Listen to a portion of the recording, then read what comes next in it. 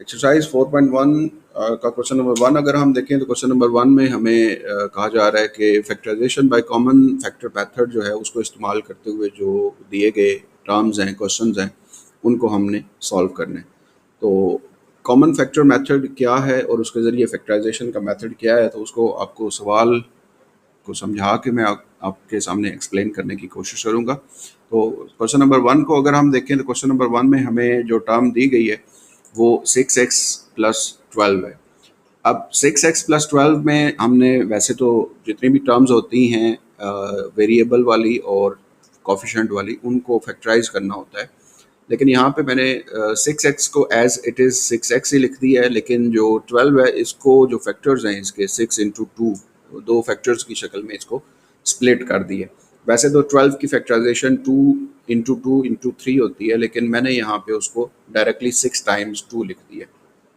अब first step करने के बाद हम जो दी गई टर्म्स होती हैं उन दोनों को देखते हैं और उन दोनों टर्म्स में जो कॉमन टर्म नज़र आ रही होती है उसको हम फैक्टर आउट कर लेते हैं, कॉमन ले लेते हैं। तो जिस तरह हमारे पास यहाँ पे दोनों टर्म्स फर्स्ट और सेकंड टर्म में 6 जो है वो हमें कॉमन नज़र आ रहा है, तो 6 को कॉमन लिया जाएगा दोनों टर्म्स में से, और 6 को कॉमन लेने के बाद जो रिमाइंडर चीज़ें बच जाएंगी या रिमाइंडर जो हमारे पास फैक्टर्स बच जाएंगे उनको हम आगे लिख देंगे।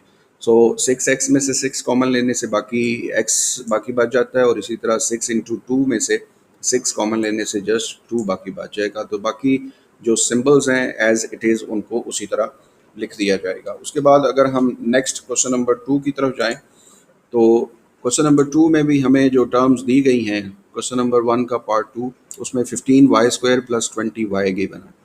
अब 15 को हम 5 टाइम्स 3 लिख सकते हैं और वाई स्क्वायर को वाई इंटू वाई।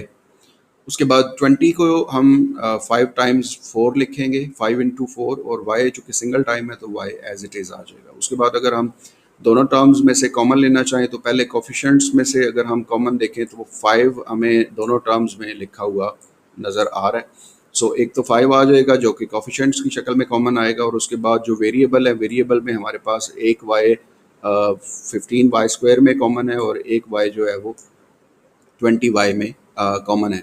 सो 5 और y ये दो टर्म्स हमारी कॉमन बच रही हैं। तो इन दोनों कॉमन टर्म्स को अगर हम निकाल लें इन दोनों टर्म्स में से तो 3y हमारे पास फर्स्ट टर्म में से बाकी बच जाता है, इसी तरह प्लस 4 जो है वो हमारे पास सेकंड टर्म में से बच जाता है। तो ये हमारे पास 15y स्क्वायर प्लस 20y की फैक्टराइजेशन हमने कर दी है।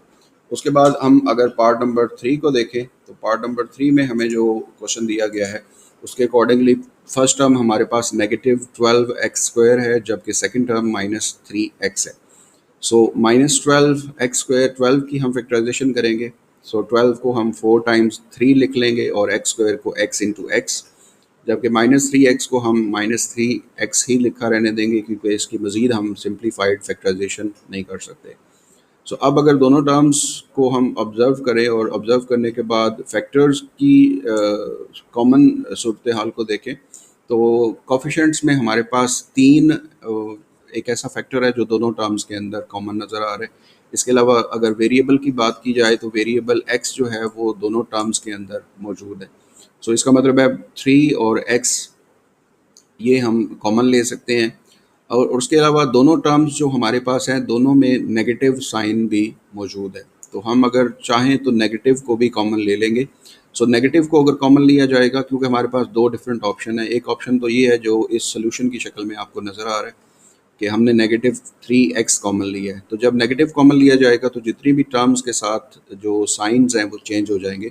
सो हमारी दोनों टर्म्स नेगेटिव साइन के साथ थी तो दोनों का नेगेटिव ख़त्म हो जाएगा और दोनों पॉजिटिव हो जाएंगी।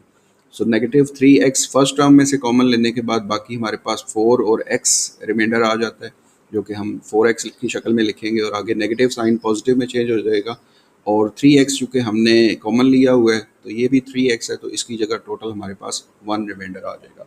तो इस तरह हमारा पार्ट नंबर 3 जो है वो कंप्लीट हो जाता है। उसके बाद हम अगर पार्ट नंबर 4 की बात करें तो पार्ट नंबर 4 में हमारे पास जो टर्म गिवन है 4a square b plus 8ab square.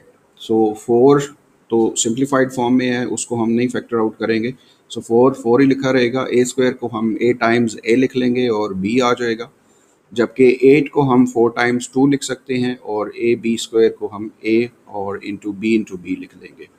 अब कॉमन अगर हम कोफिशिएंट्स में जाएं तो कोफिशिएंट हमारे पास 4 कॉमन नज़र आ रहा है दोनों टर्म्स के अंदर, और उसके बाद हम अगर वेरिएबल की तरफ जाएं सो एक ए हमें दोनों टर्म्स के अंदर एक एक ए कॉमन नज़र आ रहा है, और उसके बाद एक एक बी जो है वो भी हमें कॉमन नज़र आ रहा है दोनों टर्म्स के अंदर।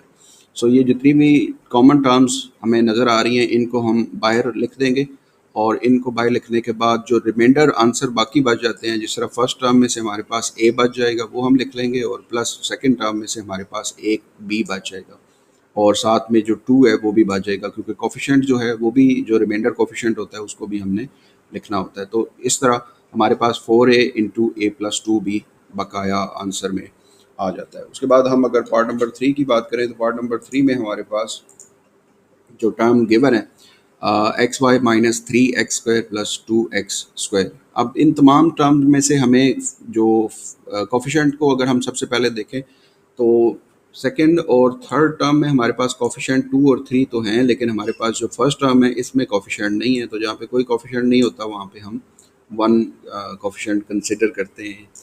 सो अगर उसके बाद देखा जाए तो हमारे पास कोफिशिएंट्स की जो लिस्ट है उसमें 1, 2 और 3 आ जाता है। तो 1, 2 और 3 जो कोफिशिएंट्स हैं ये तीनों डिफरेंट कोफिशिएंट्स हैं।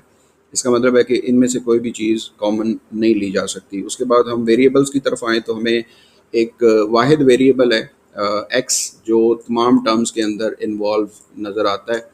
बाकी जो वाई वेरिएबल है वो जस्ट एक टर्म के साथ है, बाकी तमाम टर्म्स के साथ वाई नहीं है। तो इसका मतलब है वाई को हम कॉमन नहीं ले सकते, हम जस्ट एक्स को कॉमन लेंगे। सो एक्स को कॉमन लेके बाकी जो ये टर्म्स बच जाएंगी, एक्स वाई में से जस्ट वाई रिमाइंडर आ जाएगा, 3x स्क्वायर में से 3x रिमाइंडर आ जाएगा, और इसी तरह 2x में से x कॉमन लेने के बाद जस्ट 2 बाकी बच जाएगा। तो इस तरह पार्ट नंबर 5 जो है वो हमारा कंप्लीट हो जाता है। हम नेक्स्ट पार्ट की तरफ चलते हैं। तो नेक्स्ट पार्ट में हमें जो टर्म्स दी गई हैं उसमें 3a² माइनस 9ab² और प्लस 15ab। सो इसमें हम फैक्टराइजेशन करेंगे। 3a² को हम a टाइम्स a लिख लेंगे, इंटू b आ जाएगा, माइनस 9 को हम 3 टाइम्स 3 लिख लेंगे, और a सिंगल टाइम है, b 2 टाइम्स है, तो b इंटू b आ जाएगा। फिर उसके बाद 15 है, 15 को हम 3 टाइम्स 5 लिखेंगे, और सिंगल टाइम a और सिंगल टाइम b आ जाएगा। तो इस तरीके से फर्स्ट स्टेप में तो हम फैक्टराइजेशन करेंगे, और सेकंड स्टेप में हम तीनों टर्म्स में, क्योंकि ये एक ट्राइनोमियल है, 3 रकमों वाली रकम है हमारे पास, तो इसमें से हम कॉमन लेना देखेंगे कि क्या कॉमन लिया जा सकता है। तो हमें 3 पहले अगर हम कोफिशिएंट्स में देखें तो 3 हमें तीनों टर्म्स के अंदर नज़र आ रहा है, तो पहले तो 3 कॉमन लिखा जाएगा। फिर उसके बाद एक एक ए जो है वो हमारे पास तीनों टर्म्स को अगर हम देखें गौर से तो एक एक ए जो है वो इन तीनों टर्म्स में लिखा हुआ है। उसके बाद बी भी जो है वो हमारे पास इन तीनों टर्म्स में बी भी तीनों टर्म्स में लिखा हुआ है, तीनों टर्म्स में कॉमन है, तो वो 3a और b तीनों टर्म्स हमारे पास कॉमन आ जाएंगी। और इन तीनों रकमों को कॉमन लेने के बाद हमारे पास जो बाकी चीज़ें बच जाएंगी, 3a² b में से हमारे पास जस्ट a रिमाइंडर आ जाएगा। इसी तरह 9ab² में से 3ab कॉमन लेने के बाद जस्ट 3b कॉमन बाकी बच जाएगी टर्म, वो लिख लेंगे। और इसी तरह 15ab में से 3ab कॉमन लेने के बाद जस्ट 5 जो है वो हमारे पास रिमाइंडर आ जाएगा। तो इस तरीके से हमारा पार्ट नंबर 1 जो है वो कंप्लीट हो जाता है। पार्ट नंबर 1 को कंप्लीट करने के बाद अब हम पार्ट नंबर 2 की तरफ चलते हैं। पार्ट नंबर 2 में भी हमें जो क्वेश्चन दिए गए हैं उसमें हमने फैक्टराइजेशन ही करनी है, लेकिन इसमें हमें उसने मेथड में रिस्ट्रिक्शन नहीं लगाई हुई, जस्ट हमें कहा गया है कि आपने फैक्टराइज करना है। तो हम पार्ट नंबर 1 को देखते हैं। पार्ट नंबर 1 में हमें जो फर्स्ट पार्ट दिया गया है उसमें हमें मेथड जो है वो मेंशन कोई नहीं है यहाँ पे, चूँकि तो हम इंडिपेंडेंट है इसकी फैक्टराइजेशन करने में। सबसे पहले तो इसको हम क्वेश्चन नंबर 1 के पार्ट 1 की तरह सॉल्व करेंगे। इसमें हमें दो टर्म्स 5x और 15 नज़र आ रही हैं। तो 5x को तो हम 5x एज इट इज़ लिखा रहने देंगे, लेकिन 15 की फैक्टराइजेशन जो है वो 5 टाइम्स 3 लिखी जाएगी। उसके बाद 5 और 5 दोनों टर्म्स में से कॉमन दिखाई दे रहा है, उसको हम कॉमन ले लेंगे, और 5 को कॉमन लेने के बाद बाकी जो दो टर्म्स बच जाएंगी x और 3 उनको हम एज इट इज़ लिख देंगे। तो इस तरीके से पार्ट नंबर जो 1 है क्वेश्चन नंबर 2 का उसको हमने सॉल्व कर दिया। उसके बाद हम पार्ट नंबर 2 की तरफ चलते हैं। पार्ट नंबर 2 में भी हमें जो क्वेश्चन दिया गया है ये थोड़े से अलग मेथड यहाँ से स्टार्ट हो जाता है, और इस मेथड को हम फैक्टराइजेशन बाय पार्ट्स भी कह सकते हैं, या फिर मिड टर्म ब्रेक मेथड जो है वो कहलाता है इसको। अब इसको करना किस तरह है, तो उसको करने के लिए हमें सबसे पहले तो जो फर्स्ट और थर्ड टर्म गिवन है उन दोनों टर्म्स को मल्टीप्लाई करना है। फर्स्ट और थर्ड टर्म को मल्टीप्लाई करने से हमारे पास फर्स्ट टर्म एक्स स्क्वायर है और थर्ड टर्म 3x 3 है। तो दोनों टर्म्स को जब हम मल्टीप्लाई करते हैं तो हमारे पास प्रोडक्ट जो आती है इनकी मल्टीप्लिकेशन की वो 3x² आती है। सो 3x की बेसिकली हमने फैक्टर्स देखने हैं कि 3 जो है उसके फैक्टर्स कौन कौन से बनते हैं। तो 3 का फैक्टर्स एक ही होते हैं, यानी 1 टाइम्स 3। अब ये फैक्टर्स जो हैं ये हमारे पास हमें क्या हिंट दे रहे हैं, क्योंकि हम इन दोनों फैक्टर्स को अगर मल्टीप्लाई करेंगे तो वो तो हमारे पास 3x² ही आएगा। सेकेंड नंबर पे इन दोनों नंबर्स को जो हमारे फैक्टर्स हैं इन दोनों को प्लस करने से हमारे पास ये मिड टर्म जो 4x है वो भी बन जाती है। 3 और 1 को मल्टीप्लाई करने से जो आंसर है वो इन दोनों नंबर्स की प्रोडक्ट यानी x² और 3 की प्रोडक्ट के इक्वल आता है, जबकि इन दोनों नंबर्स 1 और 3 को प्लस करने से आंसर 4x आना चाहिए, जो कि मिडल टर्म के बराबर होना चाहिए। सो अब अगले स्टेप में हम क्या करेंगे कि ये जो 4x है हमारे पास, इसको ये जो पेयर हमने चूज़ किया है फैक्टर्स का 3 के फैक्टर्स का, इसको हम यहाँ पे लिख देंगे और दोनों को यानी 4x को हमने ब्रेक कर दिया, तोड़ के लिख दिया, यानी +3x और +x की शक्ल में। बाकी फर्स्ट और लास्ट जो टर्म थी वो एज इट इज़ उसी तरह आ जाएंगी, इसके अंदर कोई तब्दीली नहीं आएगी। उसके बाद आगे सेकंड जो इसका स्टेप होगा उसमें हम जो फर्स्ट टू टर्म्स हैं हमारे पास x² + 3x, उसमें से x को कॉमन लेके बाकी जो आंसर है वो लिख लेंगे। और इसी तरह थर्ड और फोर्थ टर्म जो है इनमें से हमें कॉमन लेना है। तो हम जैसा कि देख रहे हैं कि x + 3 जो है इसमें कोई भी टर्म कॉमन नहीं है, तो जहाँ पे कोई भी टर्म कॉमन नहीं आ रही होती वहाँ पे हम 1 कॉमन लेते हैं और 1 को कॉमन लेने के बाद बाकी जो x + 3 है वो एज इट इज़ आ जाएगा। अब ये कॉमन लेने का तरीकाकार हमने ऐसा रखना है, या कॉमन ऐसे नंबर्स हमने लेने होते हैं कि इनको कॉमन लेने के बाद जो बाकी आंसर बचता है दोनों कॉमन लेने के बाद वो सेम आंसर आना चाहिए। अब जब ये दोनों नंबर सेम हो गए x + 3 तो x + 3 को जब कॉमन लिया जाएगा, हम कॉमन लेंगे, तो इन दोनों टर्म्स को कॉमन लेने के बाद जो बाकी हमारे पास x और +1 दो नंबर बच जाते हैं, इसको हम आगे ब्रैकेट में लिख देंगे। तो इस तरीके से ही हमारी जो क्वेश्चन नंबर 2 के पार्ट नंबर 2 की फैक्टराइजेशन है, जिसको हम फैक्टराइजेशन बाय पार्ट्स या factorisation by mid term break method जो है वो कहते हैं, वो कंप्लीट हो जाती है। उसके बाद हम नेक्स्ट पार्ट नंबर 3 की तरफ चलते हैं। पार्ट नंबर 3 में भी हमें यही मेथड अप्लाई करना है। इसमें भी हम अगर फर्स्ट और लास्ट टर्म को मल्टीप्लाई करें तो 8x² आंसर आता है। तो हमने 8 के फैक्टर्स देखने हैं। तो वैसे तो 8 के फैक्टर्स जो है वो बहुत ज़्यादा होते हैं, जिस तरह 8 1 के टेबल में भी आता है, यानी 1 टाइम्स 8 ये भी 8x 8 होता है। इसी तरह 2 टाइम्स 4 जो है ये भी हमारे पास 8 होता है।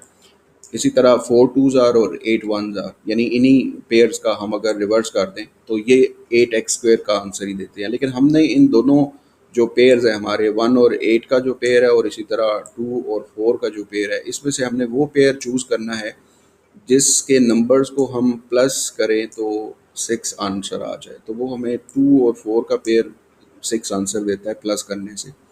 इसका मतलब है कि 1 और 8 वाला जो पेयर है हमारा वो हम यूज़ नहीं करेंगे, हम 2 और 4 वाला पेयर जो है उसको इस्तेमाल करेंगे। तो नेक्स्ट स्टेप में हम फर्स्ट x² उसको एज इट इज़ लिख देंगे और इसी तरह 8 जो है इसको भी एज इट इज़ उसी तरह लिख देंगे विदाउट एनी चेंज। लेकिन जो मिड में हमारे पास टर्म लिखी हुई थी 6x, उसको हम स्प्लिट करके या तोड़ के 4x + 2x की शक्ल में अलहदा कर देंगे।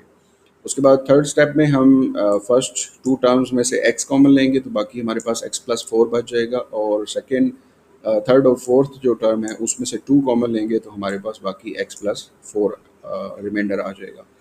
फिर नेक्स्ट स्टेप में हम x + 4 दोनों टर्म्स में से कॉमन ले लेंगे, तो उसको कॉमन लेने के बाद बाकी x + 2 हमारे पास रिमाइंडर आ जाएगा। तो इस तरह हमारा पार्ट नंबर 3 जो है वो भी कंप्लीट हो जाता है। उसके बाद हम अगर लास्ट पार्ट की तरफ चलें तो लास्ट पार्ट में भी हमने factorisation by mid term break method ही यूज़ करनी है। इसमें हमें जो टर्म्स गिवन है x² + 4x + 4, तो इसमें फर्स्ट और लास्ट टर्म को मल्टीप्लाई करने से जो आंसर आता है वो 4x² है। तो हमने 4 के फैक्टर्स देखने हैं कौन कौन से नंबर के टेबल में 4 आता है। तो वो हमारे पास दो पेयर बनते हैं, एक 1 टाइम्स 4 और एक 2 टाइम्स 4। तो हमने वो पेयर लेना है जिनको प्लस करने से, पेयर के दोनों नंबर्स को प्लस करने से 4x आता हो, तो वो हमारे पास जो पेयर बनता है वो 2 और 2 वाला बनता है, यानी 2 2 4 भी होता है और 2 + 2 4 भी होता है। सो बाकी first and last terms as it is आ जाएंगी। 4x को हमने ब्रेक करके 2x + 2 की शक्ल में लिख लिया। सो फर्स्ट और सेकंड टर्म में से x कॉमन लेके बाकी x + 2 रिमाइंडर आ जाएगा, और इसी तरह थर्ड और फोर्थ टर्म में से 2 कॉमन लेके x + 2 रिमाइंडर आ जाएगा। फिर x + 2 को जब हम कॉमन लेते हैं दोनों टर्म्स में से, तो बाकी भी हमारे पास x + 2 ही जो है वो रिमाइंडर आ जाएगा। तो इस तरीके से हमारा पार्ट नंबर 4 जो था, क्वेश्चन नंबर 2 का पार्ट नंबर 4 ये कंप्लीट हो